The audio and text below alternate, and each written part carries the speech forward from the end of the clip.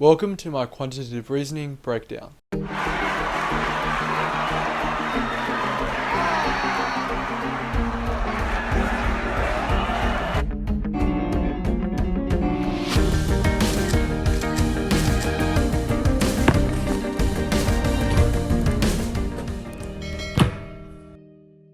Hi everyone, welcome back to the channel. My name is Darren, a first year medical student studying at Monash University here in Melbourne, Australia.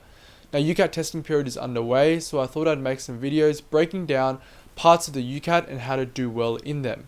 Today we'll be talking about quantitative reasoning. I scored 900 in this was my best section, and if you're curious about my Ucat results, they will be on the screen now. And this, combined with my ATAR and my interview, was sufficient to get me into undergraduate medicine at Monash University. Now before I get into the rest of the video, I'd really like to thank Medify for providing me with a free account to showcase the questions and some of the mock exams to you guys. They were very generous and provided some extra bonuses as well, which I'll be talking to you guys about in the next videos, so please stay tuned for more Ucat videos in the future. So thank you again, Medify, and I will be using their question banks in the later parts of this video. Timestamps to all those are linked in the description box below. Now, as to the structure of this video, it will be split into 3 parts. In the first part, I'll be talking about how I prepared and how I practiced at home for quantitative reasoning. In the second part, I'll be talking about my experience during the exam with QR. And if you haven't yet checked out my video on my whole Ucat test day experience, please give it a watch up here. And in the last part, I'll be just showcasing my approach with a couple practice questions from the Medify question bank. Enjoy. Firstly, how I prepared for the quantitative reasoning section. Now, I have a pretty good foundation in maths, even if my VC results didn't exactly reflect that, but the maths involved in Ucat quantitative reasoning is quite simple and you would have learnt it before. It's not things like differentiation and drawing graphs, more so ratios, interest, surface area and volumes, so things that everyone can do, but sometimes you just can't, but you need to be able to do it at a fast pace in the Ucat. Now, in terms of preparation, in my first couple full 2-hour mocks, I did quite well in the quantitative reasoning sections, and I knew that I could do the questions. There wasn't much conceptually I struggled with. It was just a matter of sharpening and making sure my time was fitting, my time management was better, which doesn't take as long as, say, getting my head around the speed of verbal reasoning. So I didn't spend a ton of time on quantitative reasoning in the bulk of my preparation. I wouldn't do many subtest mocks. I wouldn't do a lot of untimed questions. Most of my focus was placed on abstract reasoning and verbal reasoning and later situational judgment. However, when the exam got closer, I did the subtest mocks for quantitative reasoning and did not that many, but still a couple untimed questions just to get a feel for it and to acquaint myself with the different concepts involved. So learning the concepts was really important. One concept I struggled with a little bit was sort of time, distance, and speed, arranging those, rearranging those. Sometimes the units change. That was and when the speed changes partway through, that was something I had to work on. So it's good to figure out where your weaknesses are, even though the maths is basic, and then try and get good at those. Another key part of quantitative reasoning is using the calculator. Now, the keyboard is an important part of Ucat as a whole, but particularly for maths, the calculator is really important. So you have a number pad, which is good to note. It's the more compact version of setting out the numbers, and that means you should practice with that compact part. Being able to get to the numbers quickly, know where they are.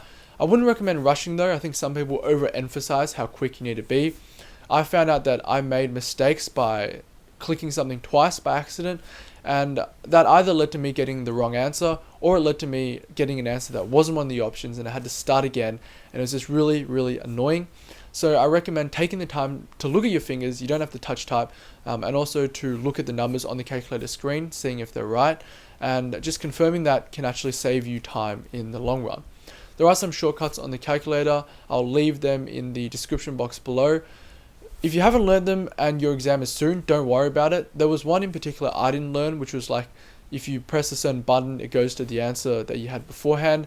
I found that out close to the exam, and I just made a decision not to learn it because it would have probably led to me making more mistakes and lead to me feeling more anxious. So I didn't do that, and everything turned out fine. So if you have time, sure, go ahead, learn some of the shortcuts. If you haven't, just stick with the ones that you know. And another important fact of quantitative reasoning is that sometimes you are given chunks of information. Now, I didn't personally experience this in my actual Ucat, but in some of the question banks, there are a lot. So in MedEntry particularly, I remember that there was a lot of information. I would never really finish those quantitative reasoning, and I found those particularly really hard, the ones that MedEntry had. And the way you tackle this, whether it's in the real exam, when you're doing practice, is to really focus on what you need. So I'll be doing questions later, hopefully that demonstrate that. The questions are random, so I don't really know what will come up. But when you're giving chunks of information, it's sort of like verbal reasoning, but when you read the question, you really have to zoom in on the information you need. I think it's harder in verbal reasoning to really zoom in on what you need because there's so much writing and all that. But in maths, I think because there's often graphs, there's often numbers associated with each other in the text, it's much easier to find what you need. So if something is talking about section A of this whole grid, then you can really look for section A. Look in the text where it says section A, maybe section A is blue, green, whatever, and then go straight to the graph. So I didn't really read everything. I would get a gist of what's happening. So it's about a guy and his farm, and then I would go straight into the question and figure out what the question wants me to find, and then drag the numbers out that I need, drag the locate the sections that I need, and just put them into the calculator and find the answer. An important shortcut is Alt-C, which brings the calculator up on your screen. This is quicker than you going over and clicking on the calculator. And also, just be aware that when you go to a new question, the calculator disappears. So that might impact your thinking, or you might have numbers stored in them. It's better to write it down on your whiteboard, because when you go to next question, the calculator will disappear. Next up, my experience in the quantitative reasoning in the actual Ucat. Now I was really surprised because the questions were a lot easier than the ones I had done at home.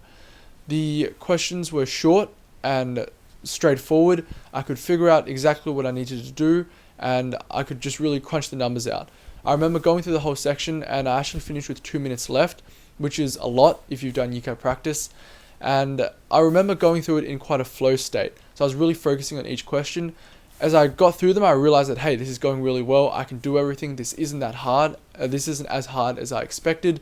But I really reminded myself to focus on each question, not to get too overly happy over how straightforward the questions were.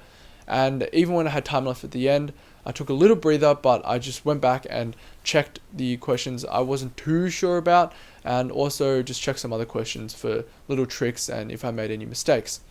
I knew at the end of it that I definitely did really well because I finished with time left and I could solve all the questions.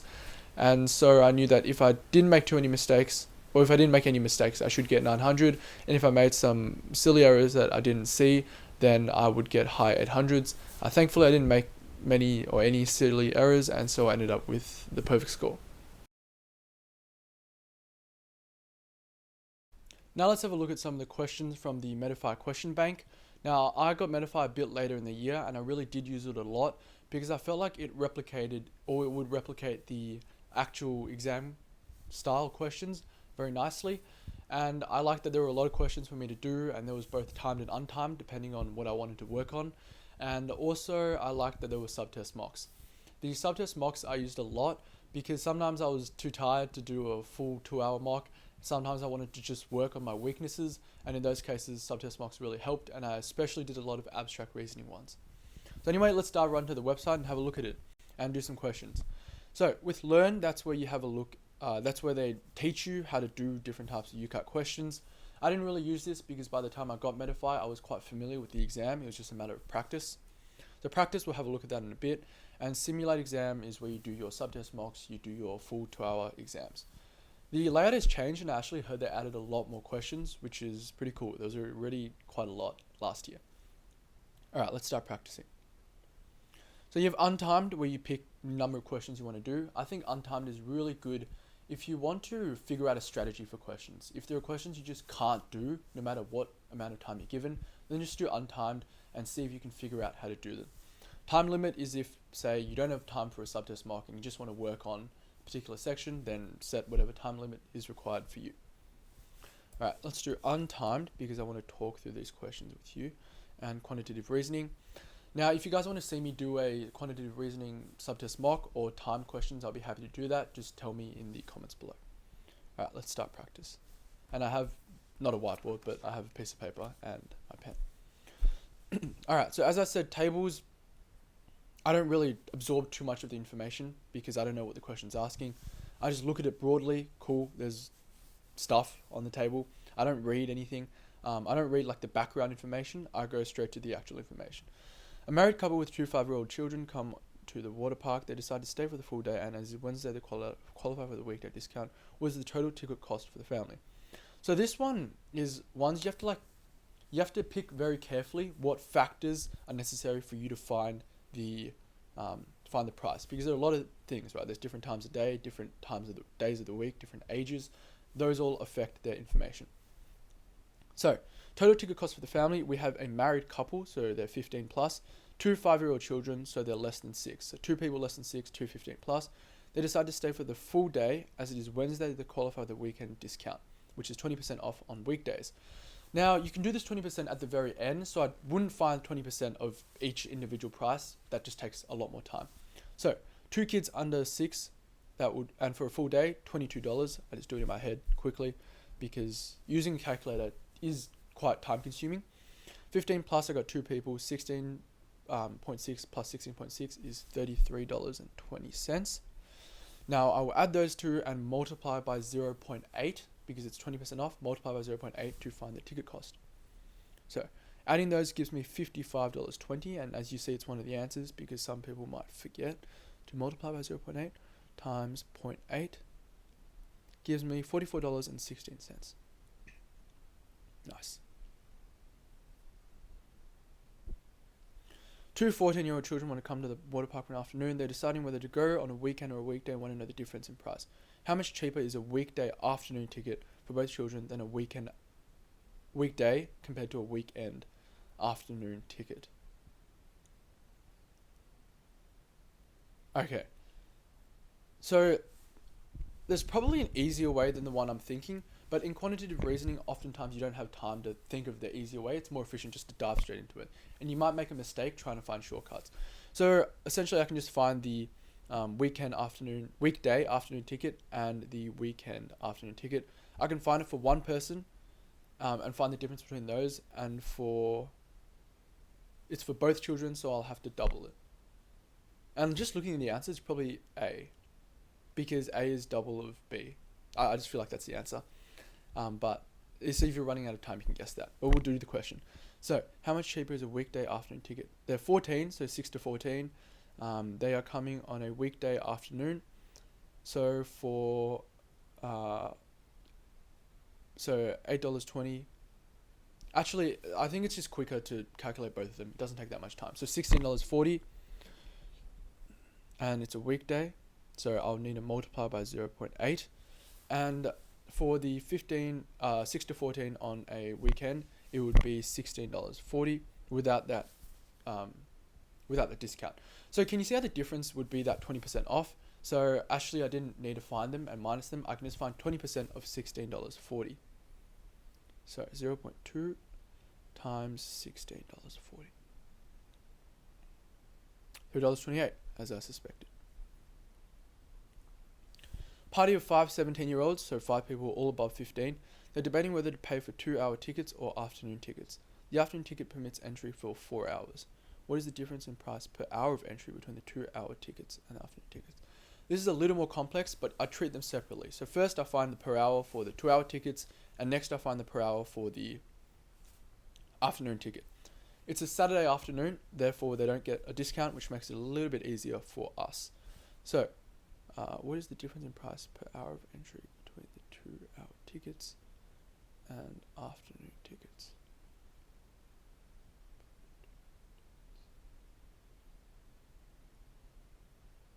And it's for the whole group, so I need to calculate all 5 of them.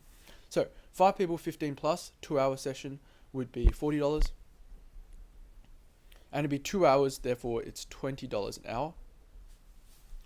And if I have 5 people, 15 plus coming for an afternoon session, then that would be 5 times that. I can't really do that in my head. I'll probably make a mistake. So 11.9 times 5 gives me $59.50. And I need to divide that by 4 because that's how much the afternoon session is. $14.875. And so that minus 20, you just get a negative number, but it'll be the same number. It's $5.12. 13. So be careful with that rounding sometimes. A little bit tricky. Cool. Expressing the answer as a percentage of the cost of a 15 plus full day ticket on Saturday. How much is this? An age 6 to 14. So percentages is a big part of quantitative reasoning as well. So here I need to find the cost for a 6 to 14 person morning ticket on a Thursday and divide that by the the other cost of this 15 plus, etc. So 6 to 14 morning ticket on a Thursday. This is a weekday. 6 to 14 morning, $7.70. And I need to multiply this by 0.8. So I can't really do that in my head either. 7.7 times 0.8 gets me $6.16. I know it's euros, but it's just easier for me to say dollars. And the 15 plus on a Saturday, full day ticket. Okay, so $16.60. Right. So I divide $6.16 by $6.16 by $16.60. That's a bit hard to say.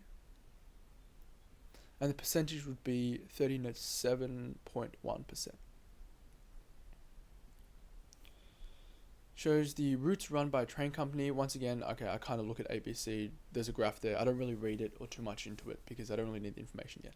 How many minutes will it take FG2 to travel the route from A to C? So A to C is the immediate thing I see. It's 127 kilometers. And how many minutes will it take FG2? So FG2 travels at 68 kilometers an hour. So I can find the kilometers per minute and just divide 127 by that to find how long it takes. So kilometers per minute would be 68 divided by 60.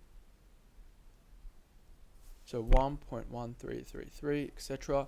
And 127 divided by that. So 127 divided by 1.1333 equals 112 minutes.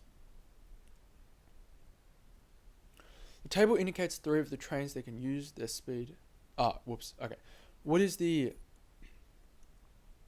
average cost of running these trains for 30 kilometers?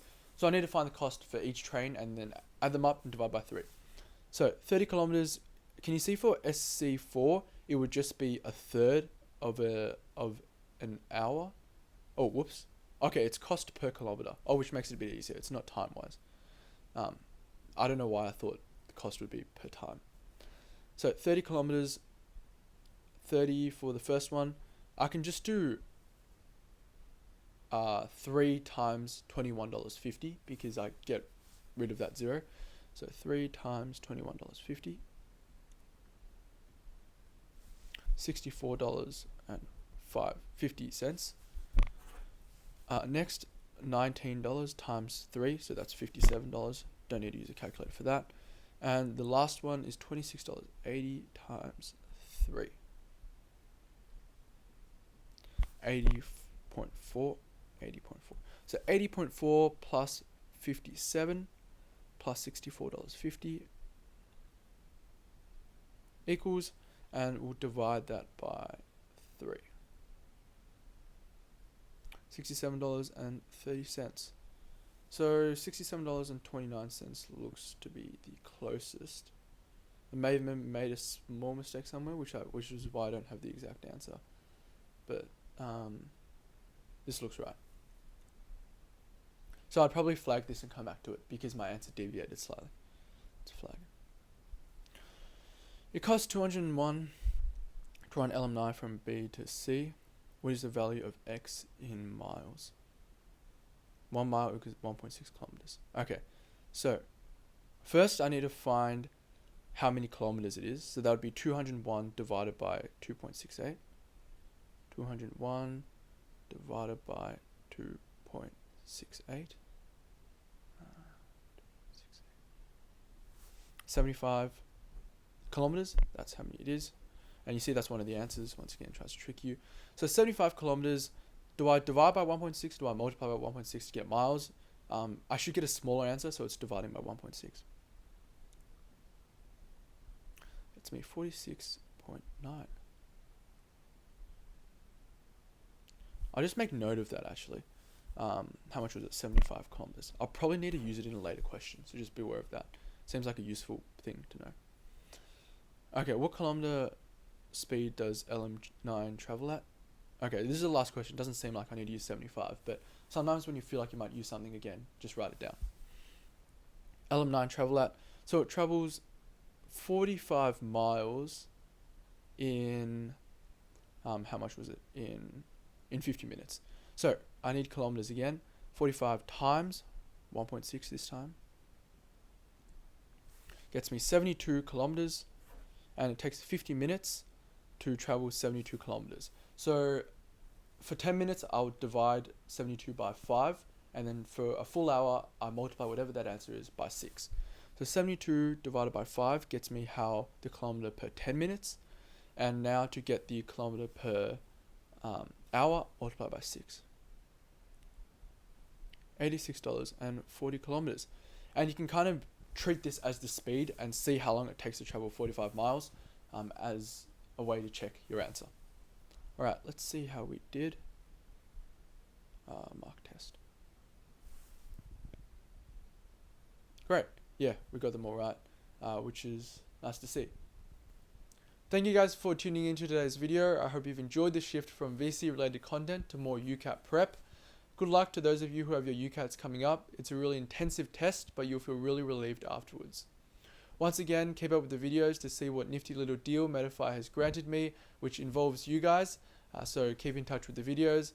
Leave a comment if you have any questions, and I look forward to seeing you all next time.